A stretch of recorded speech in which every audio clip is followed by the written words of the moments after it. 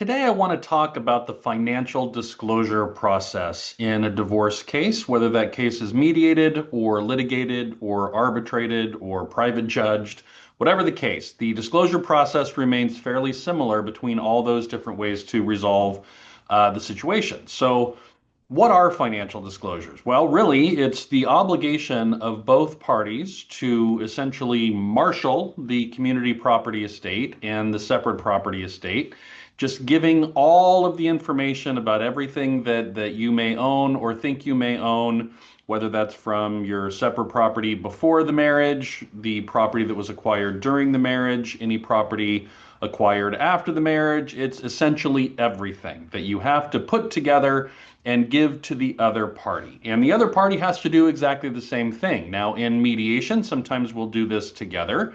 That helps foster a little bit of trust and rapport in, building what the financial paperwork needs to look like. It also, takes a little bit of the load off of each of the parties individually.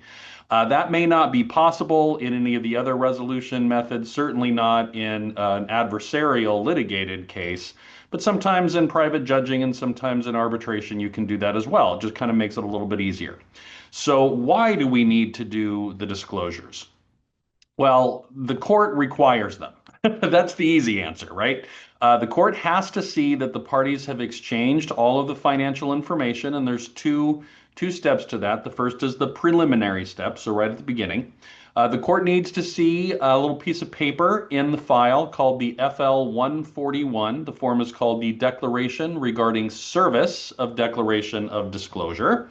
So if they don't see that in the file and they're looking at some judgment paperwork that someone wants the court to sign off on, the court will say no. We can't sign off on the judgment until we know that those preliminary disclosures have been done.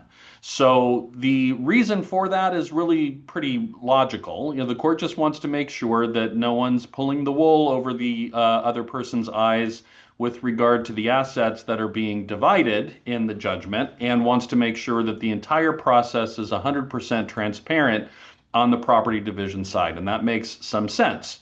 Regardless, for our purposes, it's a required step. You cannot skip it. You cannot, gloss over it.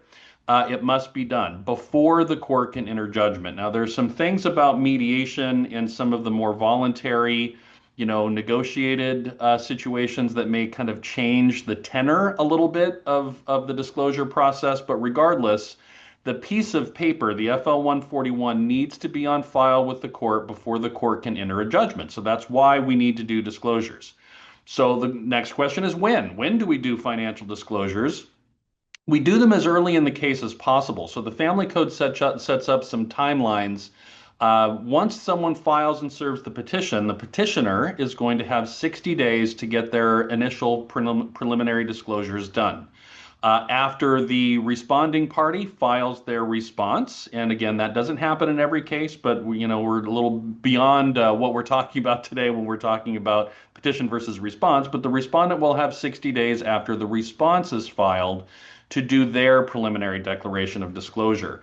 Again, it sets the stage for everything in the case, so it makes some sense that we want to do that early. Now, for me as a mediator, I'm going to want to see the financial documentation as soon as possible. And, it's going to include not just a list of all of the assets and all of the debts and whether it's separate property or community property, but it's also going to include some source documentation. Now, mediation, we can be a little bit more relaxed about that. If both spouses have access to all the same accounts, then perhaps we don't need to go to the trouble of uploading every single document. But like in the adversarial world, that is a given. All of those documents must be produced and they must be exchanged between the parties, even if they're, duplicative and, the spouses are giving each other exactly the same documents. Doesn't make a lot of sense to have to do it that way, but that's the adversarial process for you. Sometimes it doesn't make a lot of sense. So again, it's done early in the process to give us some footing to kind of dig in and see what can be negotiated either in the mediation or between attorneys if this is in the adversarial process. So how those disclosures is done, that's also an important kind of piece of information. As I indicated, you do need to list all the property. You also need to provide source documentation. So specifically in the mediation setting, Typically, what I will do is open a joint like share file folder. That's a Citrix platform that ensures for end-to-end encryption, so no one can can break in and steal all of your private documents, all your tax returns, all your bank statements, and all that. So I'll open a share file folder. The parties will jointly upload everything to the share file folder. I'll provide all of the forms that need to be done. Typically, it's two forms for the disclosure. It's pretty simple. It's the FL 150, that's the income and expense declaration, and the FL 142, which is the schedule of assets and debts. And those documents are exactly what they sound like. And they're pretty straightforward, pretty intuitive.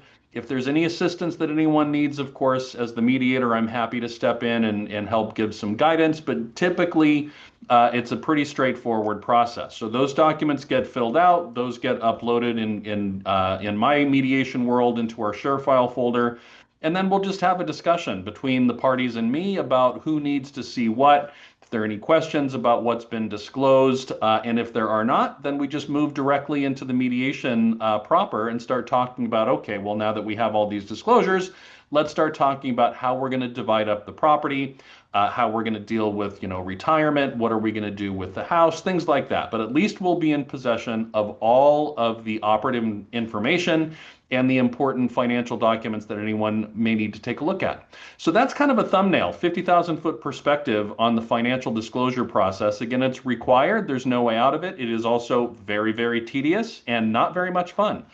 I will give you that warning up front. Don't expect it to be wildly entertaining, because it's not. It really is kind of a drag to have to pull all this stuff together, and it takes a lot of time, but it is required. So before any judgment can be entered, the court is going to need to see that. But on the good side, it also provides that platform for everyone to, talk meaningfully about what does settlement look like, where do we need, to kind of dig in on more information, or where are the questions that need to be asked about these particular items. So it's also very, very useful. That's disclosures.